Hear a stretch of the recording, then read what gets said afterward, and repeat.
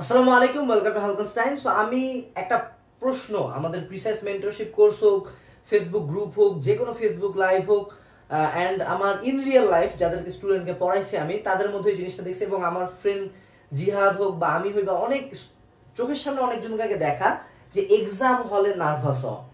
So এই একটা problem একটা স্টুডেন্ট লাইফের মানে কমপ্লিটলি ডিস্ট্রয় করে দেওয়ার ক্ষমতা রাখে। আমার প্রিপারেশন থাকতে পারে, আমার পড়াশোনা অনেক ভালো হইতে পারে, আমি এক্সাম হল স্ট্র্যাটেজিও ঠিক থাকতে পারে, বাট জাস্ট বিকজ আমি এক্সাম হলে নার্ভাস হয়ে যাই, এই কারণে আমি আমার পড়াশোনাটা ডেলিভার করতে পারি না। অ্যান্ড আমি জানি যারা এই ভিডিওটা দেখতেছো অনেক মানুষজন এই কথাটার সাথে রিলেট করতে পারবা।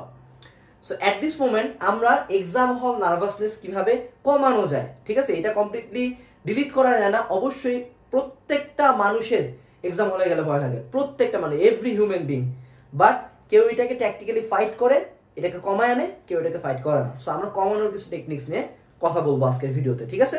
So point number 1, attend a lot of offline demo exams. এই জিনিসটা বুঝি, offline demo exam, not online. আমাদেরকে যে কোনো একটা এক্সাম দেওয়ার আগে আমি যত বেশি demo exam, model test, pre test, যা কিছু এভরিথিং যত বেশি এগুলো আমি অ্যাটেন্ড করব আমার জন্য তত ভালো হবে। যেমন বাংলাদেশ টিম যখন বাইরের কোনো কান্ট্রিতে ধরো ম্যাচ খেলতে যায়, অবশ্যই তারা ম্যাচটা খেলার আগে ওই মাঠে এক দুইটা নর্মাল টেস্ট ম্যাচ খেলে, মানে হলো শুভেচ্ছা ম্যাচ খেলে বা প্র্যাকটিস করে, আলটিমেটলি ওই পিচটার সাথে পরিচিত হওয়ার জন্য, যে ওখানে বলটা কিভাবে বাউন্স করবে, ব্যাটটা কিভাবে খেলবে।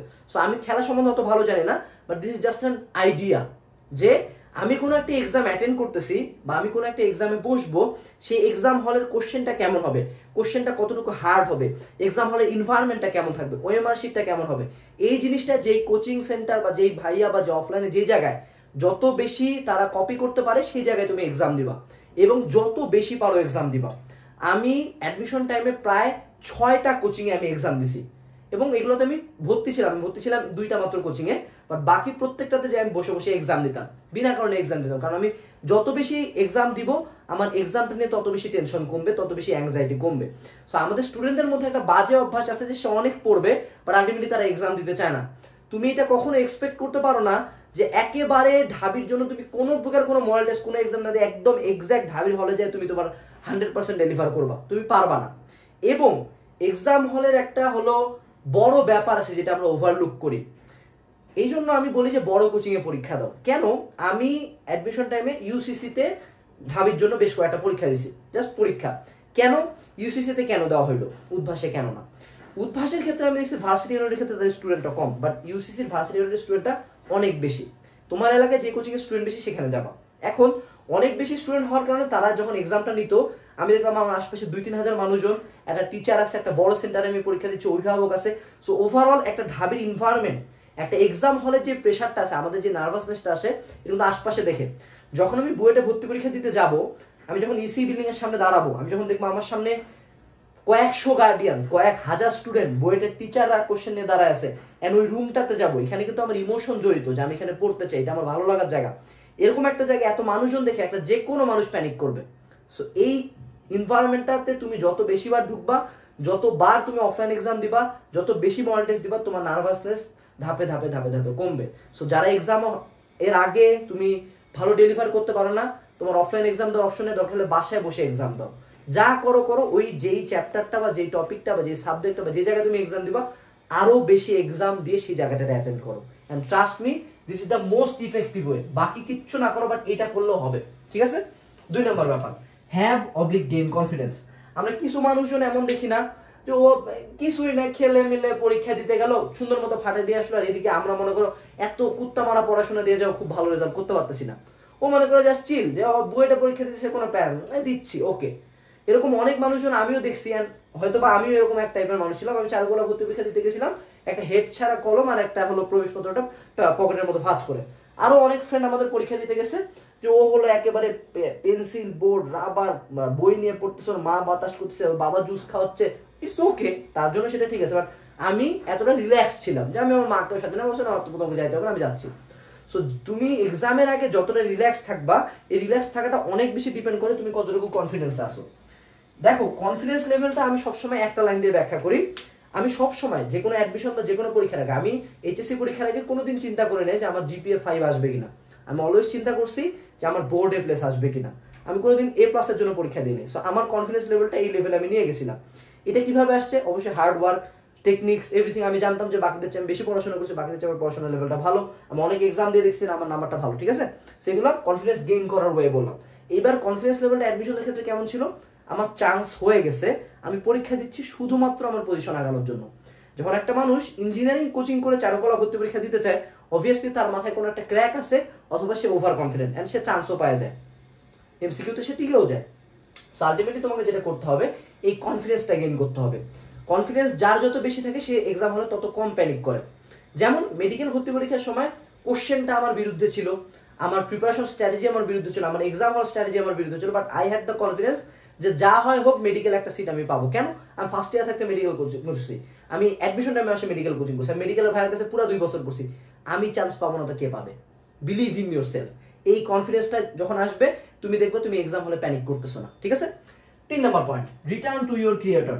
আমি বলি প্রত্যেক পরীক্ষার আগে আমার মা কিছু দোয়া শিখিয়ে দেয় আমাকে, সেটা এখনো ভার্সিটি দুটো প্রত্যেক পরীক্ষার আগে সেই দোয়াগুলো একদম সিরিয়ালি আমি শেষ করি। একটা জিকির আছে, জিকিরটা আমি করি। সো আলটিমেটলি আমি আমার সৃষ্টিকর্তার কাছে ব্যাক যাই, আমার মনে একটা বিশ্বাস থাকে যে আল্লাহ তাআলা আমাকে হেল্প করবেন, এবং এটা প্রত্যেক স্টুডেন্টের করা উচিত। তুমি যেই ধর্মাবলম্বী হও না কেন, তুমি তোমার সৃষ্টিকর্তার কাছে ব্যাক যাও, এবং অবশ্যই পরীক্ষার আগে দোয়া পড়ো। আমি প্রত্যেক বড় বড় পরীক্ষার আগে 2 রাকাত নফল নামাজ পড়ে বের হই। এটা আমার মনের মধ্যে একটা শক্তি দেয় যেন আল্লাহ আমাকে সাহায্য করবে, মহান আল্লাহ তাআলা আমাকে যা বিপদ হোক একটা থেকে রক্ষা করে দিবে। এই যে এই বিলিফটা, মন থেকে একটা শান্তিটা, এটা তুমি অন্য কোথাও পাবে না। So do that. পরীক্ষার আগে তোমার যেই ধর্মাবলম্বী, তুমি যে ধর্মাবলম্বী হও না কেন, তুমি তোমার সৃষ্টিকর্তার কাছে ব্যাক যাও, ঠিক আছে? Always start with your easy one, not your best. এই লাইনটা বুঝো, নট ইউর বেস্ট। আমাদের নর্মাল স্ট্র্যাটেজি কি থাকে? আমি বায়োলজি খুব ভালো পারি, আমি বায়োলজি দিয়ে ঢাবিতে স্টার্ট করবো। আমি কেমিস্ট্রি খুব ভালো পারি, আমি বইটা কেমিস্ট্রি দিয়ে শুরু করবো। মনে রাখবা তোমার বেস্ট একজন ভার্সিটির টিচার চাইলে 1 সেকেন্ডে খাই দিতে পারে, কারণ কোশ্চেন কেমন হয়েছে ইউ ডোন্ট নো। অ্যান্ড এই ভুলটা আমি কিন্তু ঢাবি পরীক্ষায় করছিলাম। কি করছি?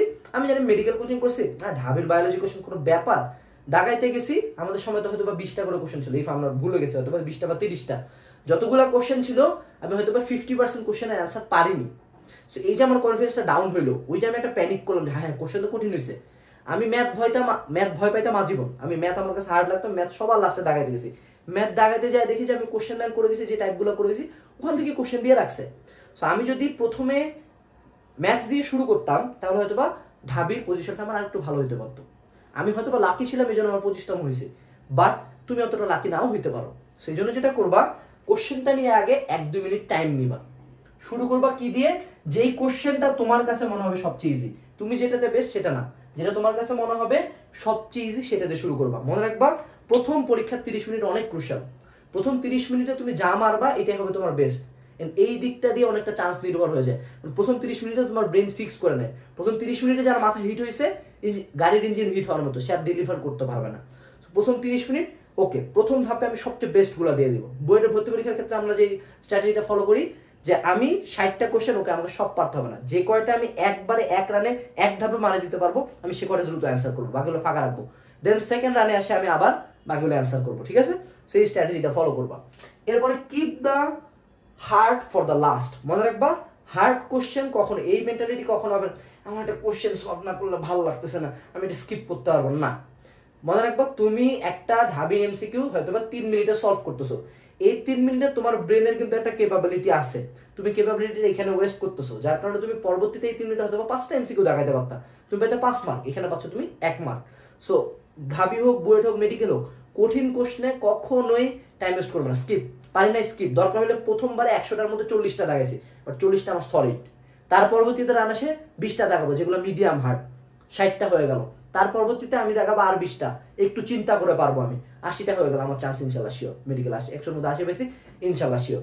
সো এই স্ট্র্যাটেজিটা ফলো করবা, keep the hard always for the last, একদম লাস্টে যে হার্টগুলো ট্রাই করবা। ওকে, এবার take break and a long breath. Okay, so there is a situation in exam hall, যে সিচুয়েশনটাতে আমরা হয়তোবা হঠাৎ করে কোনো একটা ভুল হয়েছে, হয়তো রোল পূরণ করতে ভুল হয়েছে, অথবা আমি 3টা MCQ পরপর আমার এর মানে 13-র উত্তর 12তে দেখাইছি, 12-র উত্তর 11তে দেখাইছি, 10-এর উত্তর দেখাইছি 9তে, এরকম কোনো একটা ভুল হয়েছে, অথবা হঠাৎ করে আমি রিয়েলাইজ করলাম যে কোশ্চেনটাতে আমি খুব বেশি অ্যান্সার করতে পারি নাই। এন্ড কি হয়, মাথা ধুম করে মনে করে একটা সাউন্ড হইলো, আশপাশ পুরা মানে পুরা গাটা ঠান্ডা হয়ে যাচ্ছে, এদিক দিয়ে ঘাম পড়তেছে, হ্যাঁ কি করবো, ইউ নো দ্যাট সিচুয়েশন। আমরা প্রত্যেকে এই সিচুয়েশনটা ফেস করছি। হঠাৎ করে কিছু মাথায় আসে না, মাথাটা পুরো ধুম করে ব্ল্যাঙ্ক হয়ে গেল, ম্যাথ করতে করতে আমি থামে গেছি। So what to do in that situation? এটা কিছু না, এটা নার্ভাসনেস। অ্যান্ড আমি মেডিকেল ভর্তি পরীক্ষা এটা ফেস করছি। অর্ধেক টাইম গেছে, ঘন্টা দিছে, আমি দেখি আমার পরীক্ষার 3 পেজ বাকি, 3 পেজ কোশ্চেন আমি দেখিও নাই, কতক্ষণে অ্যান্সার করবে, এত স্লো স্লো যে অ্যান্সার করতেছিলাম। তখন আমি আবার প্যানিক তাড়াতাড়ি করছি, যারা ফলশ্রুতিতে আমার হয়তো ডিএমসি মিস হয়ে সলিমুল্লাতে চলে আসছিল। So what to do in this situation? যেই অবস্থায় আসো, কলম খাতা অফ, চিল, 1 মিনিট হলে ব্রেক নাও। 1 মিনিট ব্রেক নিয়ে জাস্ট চিন্তা করো যে অ্যাট দিস মোমেন্ট এখন তোমার কি করলে এই সিচুয়েশনটা থেকে বের হওয়া যায়। তুমি যখন হিট হবা, তোমার যখন ব্রেন হিটেড থাকবে, তুমি কোনো যেই ডিসিশনে নিবা সেটাই রং হবে। এর পরবর্তীতে দ্রুত করবা, প্রত্যেকটা ম্যাথ ভুল যাবে। এর পরবর্তী এমসিকিউ দেবা, প্রত্যেকটা ভুল যাবে। So you have to take a decision in a cool mind, একদম ঠান্ডা মাথায়।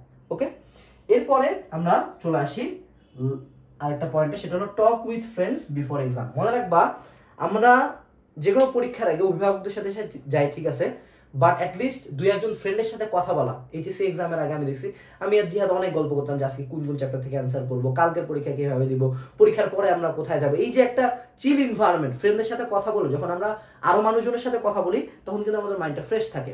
অ্যান্ড এটা আমাদের এক্সাম হল নার্ভাসনেস কাটাতে অনেক বেশি হেল্প করে। তুমি যদি এক্সামের আগে একদম চুপ করে বসে বসে পড়তে আসো দেখতে আসো, এক্সামের আগে যা দেখবে এগুলো কোনো কামে লাগে না, সত্য কথা যেটা। সো ওই দেখা দেখি না করে চিল মুডে ফ্রেন্ডদের সাথে কথা বলবা, বাবা মার সাথে কথা বলবা, আশপাশে যে থাকে তার সাথে একটু কথা বলো, তোমার জন্য ভালো লাগবে।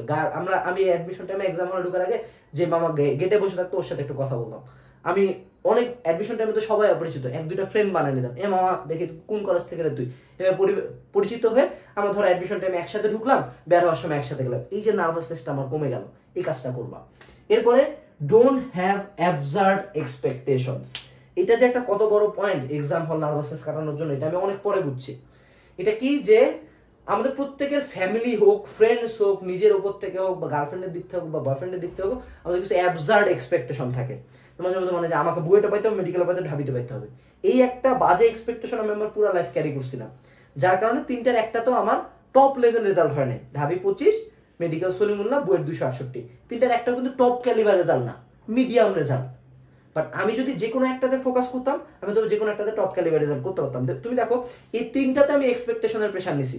এই 3টার রেজাল্ট আমার মেডিকেলে 333, বুয়েটে 268, আর হলো ঢাবিতে 25। আমার পজিশনগুলো ঠিক নাও হতে পারে, দেখতে হবে, বাট এই পজিশনগুলো আমার আসছে। বাট তুমি দেখো, রাজশাহী ভার্সিটিতে ফার্স্ট, বাংলাদেশ কৃষি বিশ্ববিদ্যালয়ে ফার্স্ট, ডেন্টালে থার্ড, জাহাঙ্গীরনগরে 10ম, সাস্টে 45, কুয়েটে 62, রুয়েটে 31, প্রত্যেকটা পজিশন আমার 2 ডিজিট বা 1 ডিজিট। 3টা ভার্সিটিতে ফার্স্ট হলাম। বাট ওই ভার্সিটিগুলো আমার কোনো টেনশনই ছিল না, কোনো এক্সপেকটেশন নেই, হ্যাঁ দিচ্ছি, বসতেছি, পরীক্ষা দিচ্ছি, কোনো ব্যানা নেই। বাট বাকি 3টাতে আমার এক্সপেকটেশনের প্রেশার ছিল, না আমাকে ভালো করতে হবে, আমাকে টপ করতে হবে, চান্স পাইতে হবে, নাহলে জীবন শেষ। এই যে এক্সপেকটেশনের প্রেশারটা নিছি, নিজের উপর একটা অ্যাবসার্ড এক্সপেকটেশন আসছে, না আমাকে 100-র মধ্যে ঢুকতে হবে, ঢুকতে তো পারিও নাই, আলটিমেটলি জাস্ট এক্সপেকটেশনটার জন্য পরীক্ষাটা খারাপ দিছি।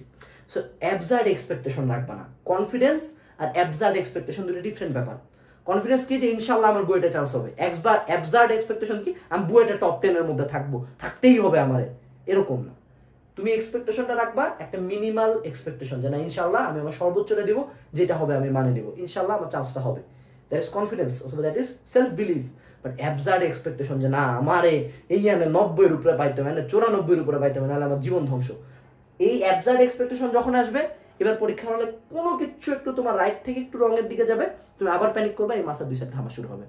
So don't do that. Expectation না, কনফিডেন্স আসো, ঠিক আছে? Okay, last but not least, it's your fight, be strong. মনে রাখবা, এক্সাম হল নার্ভাসনেস কাটানোর ক্ষেত্রে এই ফাইটটা সম্পূর্ণ তোমার। এখানে আমি যা বলছি, হইতে পারে একটা ওয়ার্ক করবে না, হইতে পারে একটা সিঙ্গেল থিং তোমার জন্য ওয়ার্ক করে না, তুমি সব করছো তাও কাজ করতেছে না মাথা। এই যে এই জিনিসটা আমাদের প্রত্যেকের জন্য ডিফারেন্ট। এক্সাম হলে নার্ভাসনেসটা এক একজনের এক এক কারণে হয়। আমরা হয়তো এখানে কিছু ইস্যু অ্যাড্রেস করছি, অনেকের ক্ষেত্রে এটা ক্লিনিক্যাল মানে একটা হলো সিচুয়েশন, যেন ও নার্ভাস হয়েই যায়। সো মনে রাখবে, এই ফাইটটা তোমার। এই সম্পূর্ণ এক্সাম হলে তুমি নার্ভাস থাকে 2টা কাজ করতে পারো। অনেকে আছে এক্সাম হল নার্ভাসনেস ফাইট করে নিজের সর্বোচ্চটা দিয়ে চান্স পাবে, ভালো রেজাল্ট করবে, জিপিএ 5 পাবে, গোল্ডেন পাবে। আরেক দল এই নার্ভাসনেস থেকে, আল্লাহ আমি এক্সাম হলে নার্ভাস হয়ে যাই, ভাই আমি নার্ভাস হয়ে যাই, আমি পরীক্ষা ভালো করতে পারিনি। অনেকে আছে এক্সকিউজ দিবে, অনেকে ফাইট করবে। B the fighter. তুমি ফাইট করো। ওকে, নার্ভাস কেন আমি হব? এটা ব্রেন, এটা আমার ব্রেন, আমি এটাকে কন্ট্রোল করি, সে আমাকে কন্ট্রোল করে না। আমি ডিসিশন মেক করবো, সে আমার মতো হবে। সে কেন চাইলে নার্ভাস হয়ে গেল, আমি কেন তাকে কন্ট্রোল করতে পারবো না? এটা আমার শরীর, সে আমার কথা শুনবে। So be that guy who fights. Exam hall নার্ভাসনেসের সাথে ফাইট করো। আমি জানি এটা একটা অনেক বড় ইস্যু, মানে আমি এটা অ্যাড্রেস করলাম, ঠিক আছে?